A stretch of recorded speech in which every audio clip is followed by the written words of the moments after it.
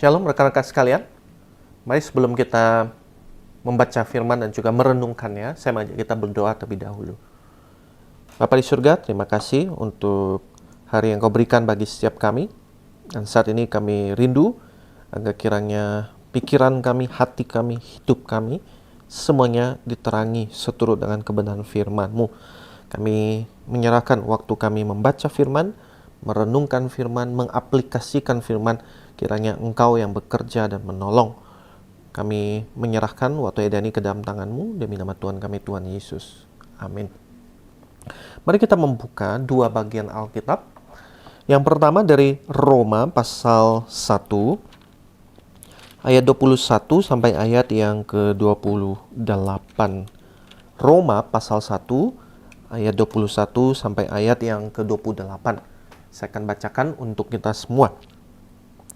Sebab sekalipun mereka mengenal Allah, mereka tidak memuliakan Dia sebagai Allah atau mengucap syukur kepadanya. Sebaliknya pikiran mereka menjadi sia-sia dan hati mereka yang bodoh menjadi gelap. Mereka menyatakan diri berhikmat, padahal mereka telah menjadi bodoh. Mereka menggantikan kemuliaan Allah yang tidak fana dengan gambaran yang mirip dengan manusia yang fana, burung-burung, binatang-binatang yang berkaki empat, atau binatang-binatang melata.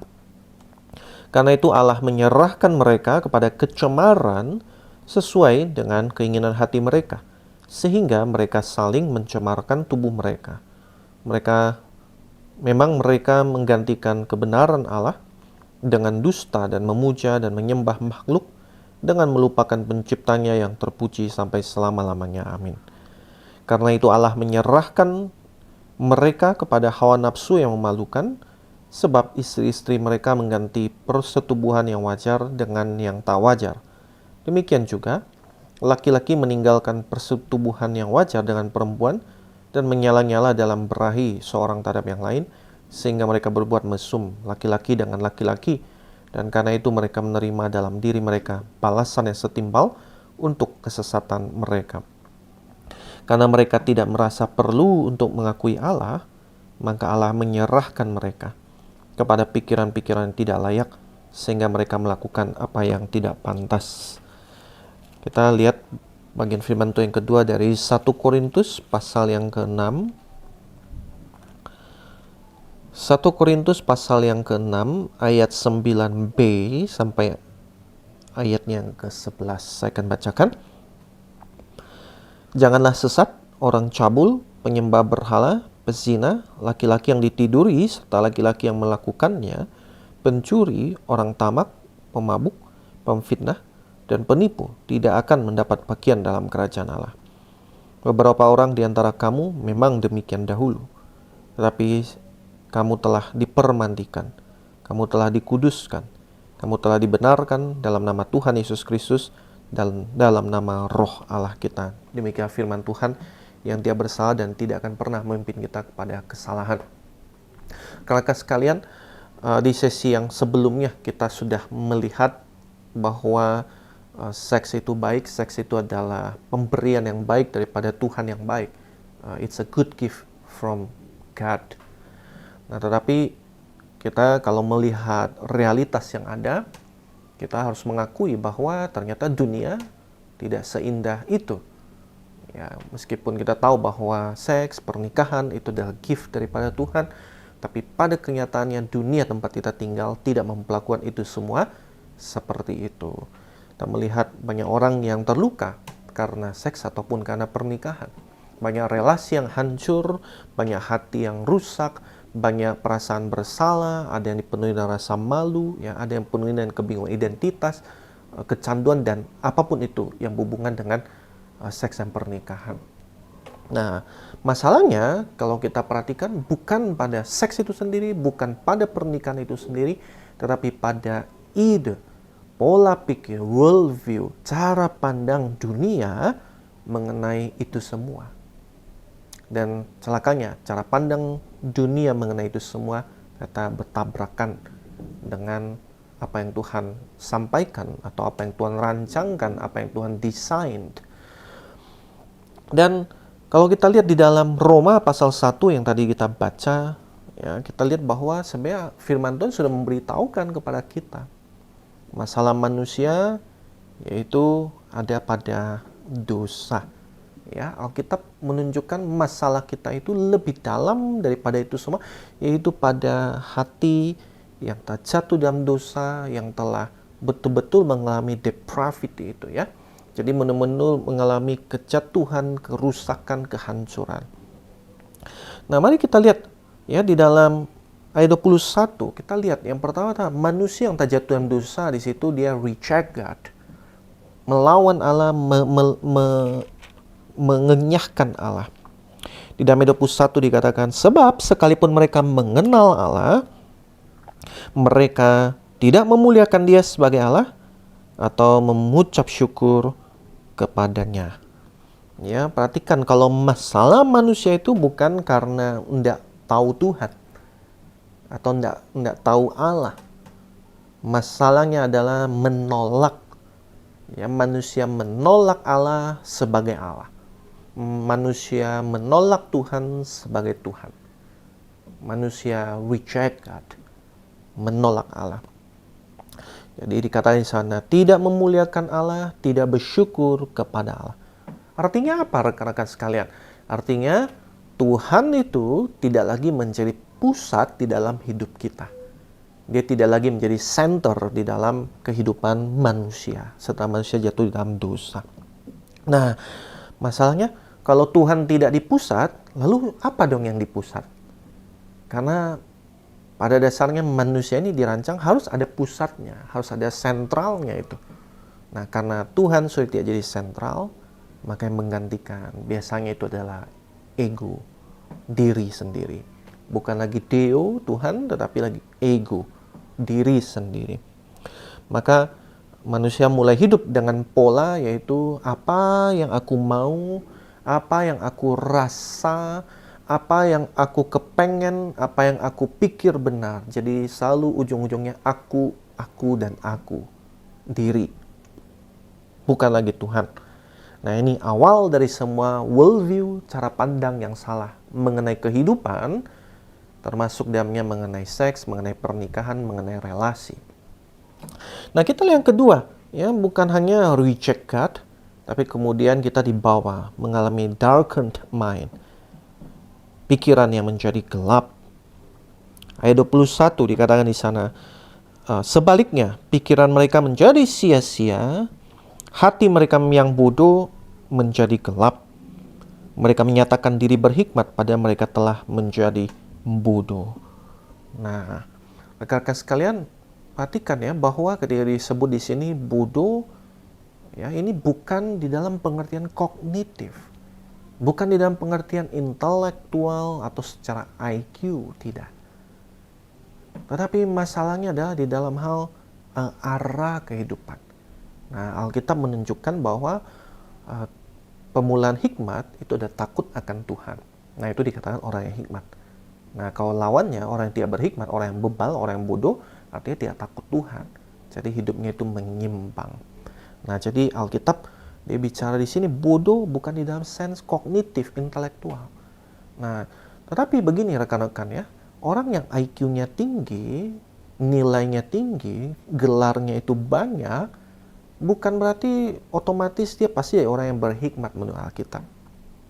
Karena bisa jadi dia pintar, ya, otaknya cerdas, tapi dia pakai itu semua demi dirinya sendiri. Demi melayani dosa, demi melawan Tuhan. Dia pakai untuk bikin bom misalnya, mencelakai sesama. Atau dia pakai kepintarannya untuk phishing, untuk menipu, untuk kemudian mencelakakan sesamanya. Atau dia pakai itu untuk melakukan abuse, ya, menjahati sesamanya. Jadi masalah manusia bukan pada IQ-nya, ya, tapi pada pikiran, ya, katakan di sana menjadi gelap. Tidak lagi bisa melihat dengan benar. Nah, berkaitan dengan relasi, seks, pernikahan, manusia berpikir kalau kita tahu mengenai apa artinya love, cinta. Kita tahu apa artinya relasi, kita tahu apa artinya pernikahan. Tetapi sebenarnya tanpa Tuhan, pikiran kita ini menjadi gelap. maka itu semua jadinya diselewengkan. Perhatikan ini baik-baik. Waktu kita menolak terang dari Tuhan, maka pemikiran kita, perasaan kita, hati kita, hidup kita, cara berpikir kita, semuanya jadi ikut rusak. Karena kita tidak lagi hidup di dalam terang daripada Tuhan. Nah, lebih jauh lagi, ya, setelah kita reject God, kita mengalami darkened mind, kita kemudian dikatakan di sana exchange truth. Perhatikan di Damai 23. Mereka menggantikan kemuliaan Allah yang tidak fana dengan gambaran mirip dan manusia yang fana dan seterusnya. Kemudian ayat 25. Mereka menggantikan kebenaran Allah dengan dusta, memuja menyembah makhluk dengan melupakan penciptanya. Jadi ada dua kali muncul istilah menggantikan, exchange. Ya, kata kunci ini di sini. Nah, ini yang menjadi inti dosa. Bahwa kita menukar, menggantikan apa yang seharusnya dengan apa yang tidak seharusnya. Kita dosa itu bukan hanya masalah perkara kita melanggar aturan, kita tidak taat Tuhan. Lebih dalam daripada itu, dosa akarnya adalah menggantikan apa yang seharusnya dengan apa yang tidak seharusnya. Kita menukar sesuatu yang mulia dengan yang rendah, yang lebih rendah. Kita menukar kebenaran dengan kebohongan. Kita menukar Tuhan dengan diri sendiri. Kita menukar desain, rancangan Tuhan dengan hasil pemikiran, kemauan diri sendiri. Nah, itu akar daripada dosa itu. Ya, jadi dosa bukan hanya kita bikin sesuatu yang keliru, salah, tetapi hati kita mempercayai bahwa yang salah ini benar. Nah, itu tuh dosa. Kita mempercayai bahwa ini benar, padahal itu salah. Menggantikan. Dan berikutnya, yang terjadi konsekuensi lanjutannya adalah kita kemudian delivered over. Diserahkan. Ya. Perhatikan dalam ayat 24. Karena itu Allah menyerahkan mereka kepada kecemaran sesuai dengan keinginan hati mereka. Sehingga mereka saling mencemarkan tubuh mereka. Ayat 26. Karena itu Allah menyerahkan mereka kepada hawa nafsu yang memalukan. Dan kemudian ayat 28. Karena mereka merasa tidak perlu untuk mengakui Allah, maka Allah menyerahkan mereka kepada pikiran-pikiran tidak layak sehingga mereka melakukan apa yang tidak pantas.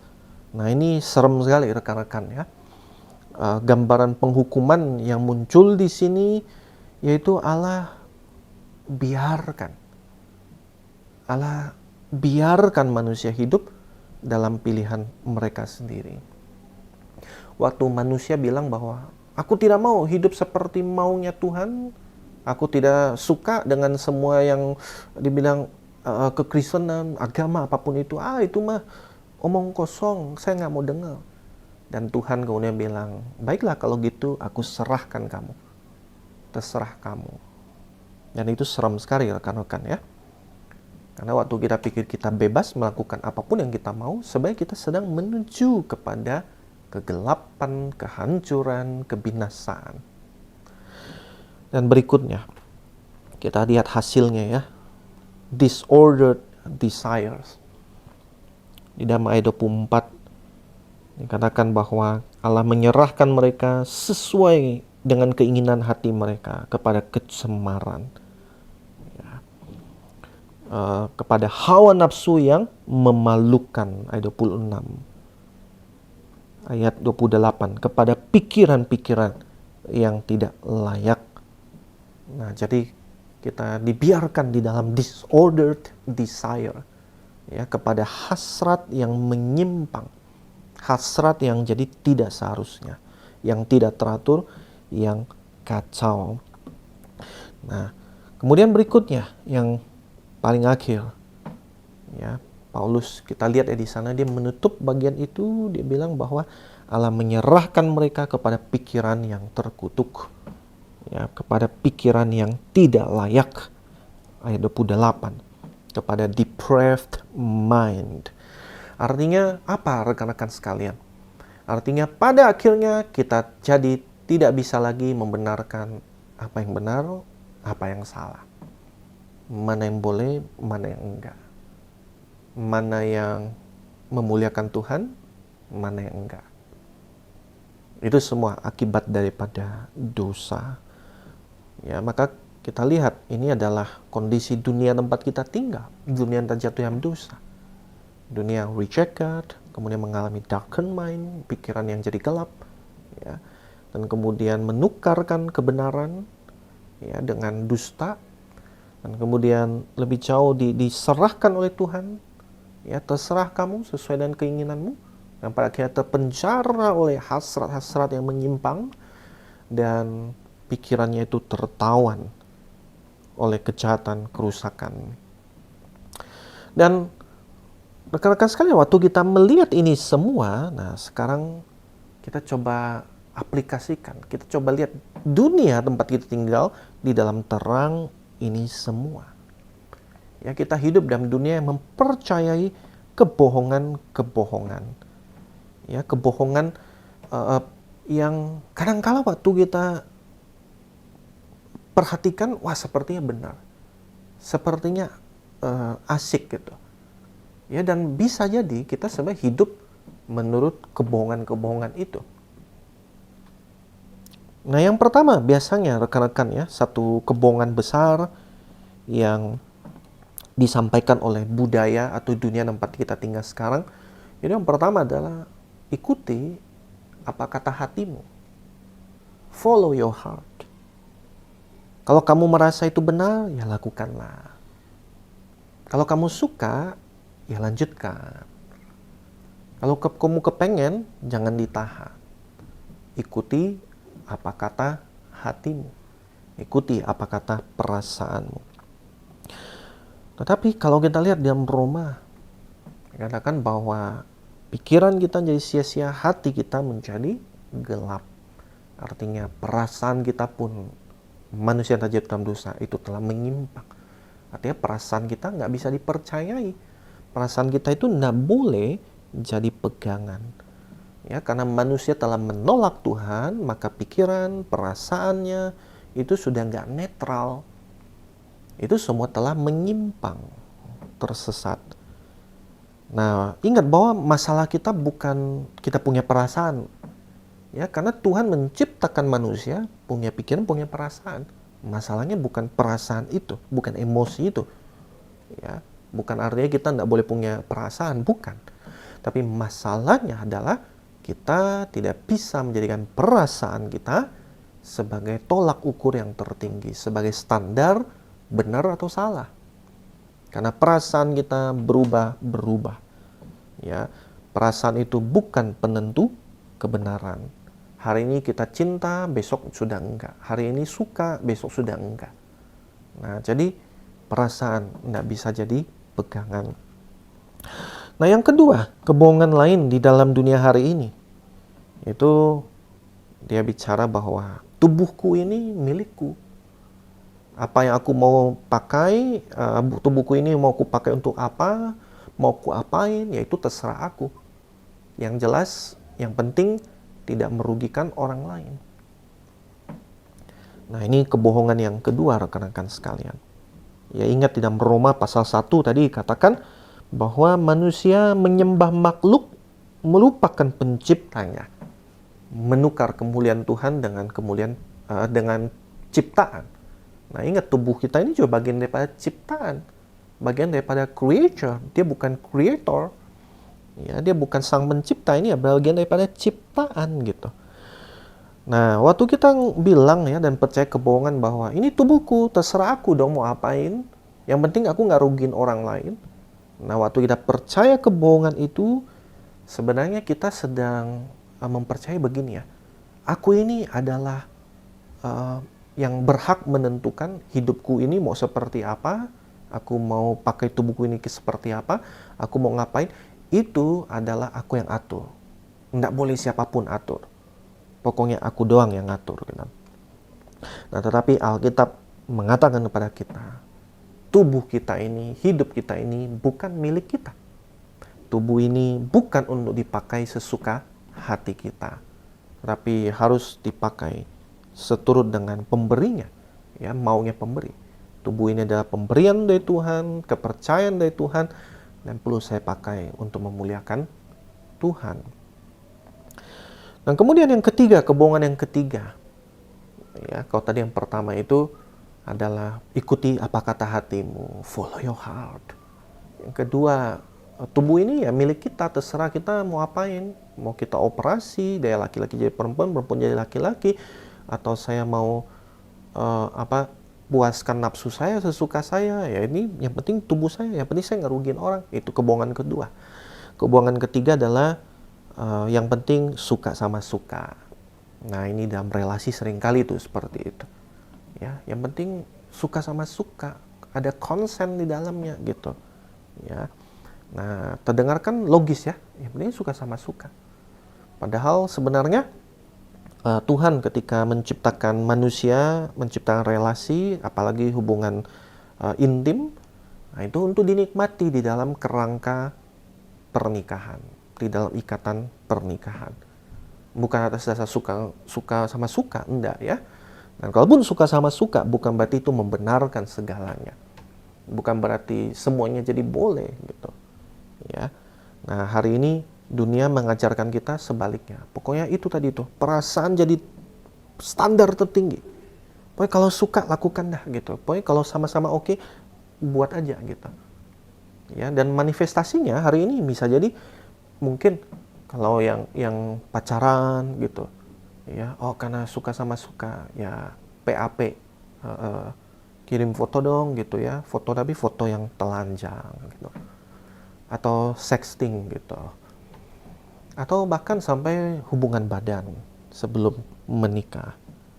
Atau hari ini ada istilah itu FWB gitu ya, friends with benefit gitu. Artinya ya pokoknya menikah juga enggak, pacaran juga enggak, tapi sama-sama tidur bareng gitu ya, hubungan teman yang seperti itu gitu. Dan yang penting suka sama suka, sama-sama konsen, sama-sama oke gitu. Nah, tetapi itu menjadi problem karena kelihatannya manis, tapi sebenarnya setelahnya itu penyesalan, rasa malu, depresi, tertekan, rasa kotor itu belakangan baru muncul gitu. Nah, jadi rekan-rekan sekalian, ini semua adalah yang diajarkan oleh dunia gitu. Ya, kalau kita perhatikan semuanya itu akarnya adalah daripada pikiran kan, pola pikir, dari perasaan, ya, dari tindakan. Yang semuanya akar-akarnya adalah menolak Tuhan, menggantikan Tuhan dengan diri. Sentralnya harusnya Tuhan, apa kata Tuhan, apa maunya Tuhan, apa rencana Tuhan, sekarang diganti dengan manusia, dengan diri. Dan itu yang menjadi akarnya. Dan pada akhirnya pikiran menjadi gelap, kebenaran ditukar dengan kepalsuan, dengan kebohongan, hasrat kita, perasaan kita menjadi kacau, dan hidup kita menjadi rusak. Dan itu sebabnya rekan-rekan, untuk menghadapi dunia yang seperti ini, kita bukan butuh aturan yang lebih banyak. Ya, pokoknya jangan pacaran ini dan itu gitu ya, jangan pegang-pegangan, itu peraturan-peraturan yang oke tuh ya. Tapi masalah kita karena sangat dalam, jawabannya juga harus dalam gitu. Kita butuh bukan tambahan aturan, tapi yang kita butuhkan adalah kebenaran. Kebenaran yang membebaskan itu. Kalau kita baca di dalam 1 Korintus pasal 6 tadi, ayat 9 sampai ayat 11 dikatakan, jangan sesat, orang cabul, penyembah berhala, pezina, laki-laki yang ditiduri serta laki-laki yang melakukannya, pencuri, orang tamak, pemabuk, memfitnah, penipu tidak akan mendapat bagian dalam kerajaan Allah. Tapi kabar baiknya, beberapa orang di antara kamu memang demikian dahulu, tapi kamu telah dipermandikan, kamu telah dikuduskan, kamu telah dibenarkan dalam nama Tuhan Yesus Kristus, di dalam roh Allah kita. Mungkin di antara setiap rekan-rekan yang mendengar khotbah ini, ada yang bergumul dengan pornografi. Ada yang mungkin merasa, aduh saya sudah tahu jauh dalam relasi saya. Aduh saya merasa diri saya kotor gitu, karena saya melakukan hal-hal yang tidak pernah saya ceritakan, bahkan kepada teman atau kepada orang tua saya. Saya merasa tidak layak, tidak berdaya. Tapi kata firman Tuhan di sini, beberapa orang di antara kamu memang demikian dahulu, rusak, kacau, hancur. Tetapi kamu telah dipermandikan, kamu telah dikuduskan, kamu telah dibenarkan dalam nama Tuhan kita Yesus Kristus dan dalam roh Allah kita. Memang kita pernah menaruh diri kita di pusat sebagai sentral. Kita pernah mengikuti hasrat kita, apa kata hati kita, tanpa tanya lagi kepada Tuhan. Kita memang dulu pernah membuat kebenaran versi diri kita sendiri. Tetapi itu dulu. Sekarang kamu telah dibenarkan, dikuduskan di dalam nama Tuhan Yesus Kristus. Kamu sudah dibersihkan, kamu sudah dipulihkan, kamu sudah diterima di dalam Tuhan Yesus Kristus. Dan rekan-rekan sekalian, itu sebabnya identitas kita bukanlah orang yang rusak, orang yang kacau, orang yang berdosa lagi. Ya, di dalam Yesus Kristus kita ada orang yang telah diampuni, dibenarkan, diterima, dipulihkan, dan terus-menerus dikuduskan. Oleh sebab itu pada saat ini, ketika kita mendengar firman Tuhan ini, ketika ada rekan-rekan yang berpikir bahwa aduh saya sudah terlalu kotor, aduh saya sudah terlalu jahat, aduh saya nggak mungkin berubah. Rekan-rekan sekalian, saya mau bilang, di dalam Yesus Kristus ada kuasa pembaharuan itu. Ada kebenaran yang memulihkan itu. Kalau kita pernah merasa bahwa saya sudah melakukan hal-hal yang buruk dan jahat itu, ingat berita Injil. Tuhan Yesus, dia datang ke dalam dunia, dia mati atas kayu salib untuk segala kesalahan-kesalahan kita. Semua dosa-dosa kita, semua pikiran jahat kita, perasaan buruk kita, ya, tindakan-tindakan yang keliru kita. Yesus Kristus mati untuk itu semua. Oleh sebab itu, mari kita lari kepada Kristus, datang kepada Dia dan minta Dia membaharui kita. Dan biarlah kebenaran yang daripada Tuhan itu menggantikan semua kebohongan, kepalsuan, cerita-cerita yang salah yang diajarkan oleh dunia ini.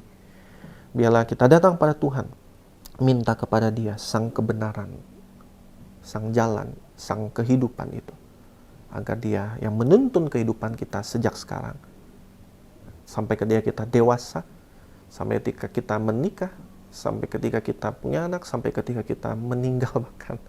Biarlah Dia yang terus menuntun kehidupan kita. Mari kita berdoa. Tuhan, kami hidup dalam dunia yang mengajarkan kami berbagai macam kepalsuan dan kebohongan. Dan bisa jadi ya Tuhan, lewat medsos kami, lewat tontonan yang kami lihat, lewat cara bergaul kami, semua itu kami serap, kami percayai. Kami merasa bahwa, yang penting kami mengikuti apa kata hati kami. Atau kami merasa bahwa semua boleh asal suka sama suka. Semua bisa kami lakukan karena tubuh ini milik kami. Tapi ya Tuhan, biarlah saat ini semua kebohongan itu Engkau lucuti di dalam nama Tuhan Yesus, sang kebenaran. Kiranya Tuhan Engkau membaharui hati kami, pikiran kami, tubuh kami. Tolong kami ya Tuhan, agar betul-betul kami mengalami kuasa pembaruan di dalam Yesus Kristus itu. Kami yang merasa diliputi rasa bersalah, berdosa, gumul dengan segala kebiasaan-kebiasaan buruk kami rindu ya Tuhan, Engkau yang mengubahkan kami. Pimpin kami ya Tuhan, agar kami hidup di dalam kebenaran dan kekudusan yang sejati itu. Dan kiranya Kristus, sang jalan kebenaran kehidupan itu, yang terus memimpin kami langkah demi langkah, yang membaharui pikiran kami, sehingga kami dipenuhi dengan pikiran Kristus, yang mengubahkan perasaan kami, sehingga kami bukan lagi dikuasai oleh hasrat atau nafsu yang berdosa, tapi oleh hasrat untuk memuliakan Allah. Dan biar kiranya Kristus yang sama, yang terus memimpin langkah kami, agar kami mempersembahkan tubuh ini sebagai persembahan yang hidup, yang kudus, dan yang berkenan kepada Allah, sebagai wujud ibadah kami yang sejati. Makasih ya Tuhan, kami berdoa demi nama Tuhan kami, Tuhan Yesus. Amin.